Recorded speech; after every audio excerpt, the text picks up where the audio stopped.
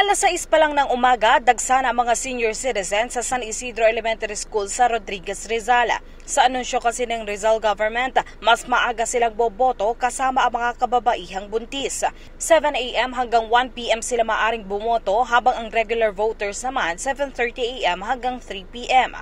Si Nanay Teresita, 64 years old, nilakad lamang ang eskwelahan para lamang makaboto. Malayo ho ako, doon ho ako sa bandang bundok pa. Naglakad ka? Opo, naglakad ako.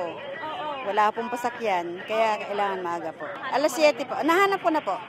Yung cluster ko po, tsaka pangalan. Okay na po. Para po sa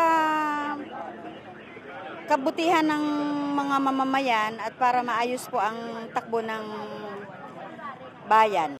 Si Nanay Melinda naman, kasama ang kanyang PWD na asawa, iniwasan na dagsa ng mga tao at mainit na panahon. Kasi po, mamaya masikipan na marami ng tao. Tapos, mga high blood pa kasi kami.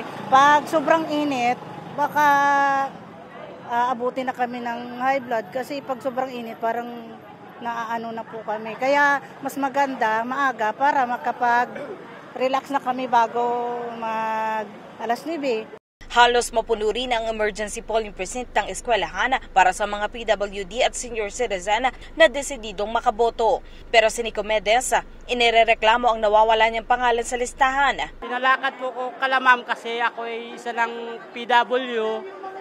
Wala daw po yung name ko, pero simula nung kay President Pinoy, dito na ako nagboboto hanggang kay President Marcos.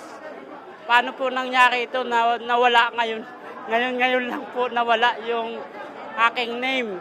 Ano na po ang gagawin ko ngayon? Hindi naman ako makapaghanap kasi hirap po akong maglakad. May tumulong naman sa kanyang support staff pero mahigpit daw pagdating sa panuntunan sa pagboto. Tatanungin ko po, kakausapin ko po yung teacher kasi hindi ko rin po naman alam kung kasi hindi naman talaga pwede bumoto kung walang pangalan nyo. Bukod pa dito, ilang mga supporters rin ng mga kandidato ang nangaharang sa botante para mamigay ng sample ballots bago makapasok sa gate ng paaralan. Mahigpit na paalala naman ng COMELEC na ipinagbabawal na ang pangangampanya sa araw ng botohan kahit na sa tulong ng mga supporters.